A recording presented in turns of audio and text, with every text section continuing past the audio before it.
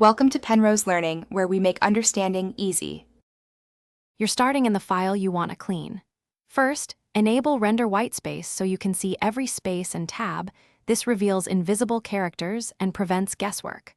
Once visible, scan lines for repeated space runs or trailing markers at line ends. Make sure to note whether you see tabs versus spaces. That matters for replacement.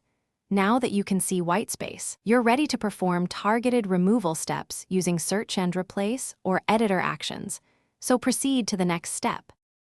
Now you'll remove unwanted spaces using Search and Replace with Rejects. Open Replace and turn on the * rejects toggle. That lets you target patterns like 2 or more spaces, tabs, or trailing whitespace.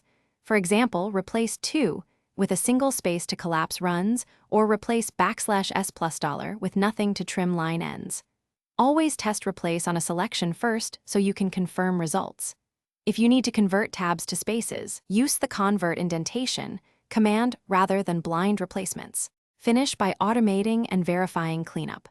Run format document or enable files. Trim trailing whitespace on save to prevent recurrence. Once done, toggle Render Whitespace off and on to confirm everything cleared. This double checks visually. Make sure to save, and if you use a linter, run it to catch spacing style issues.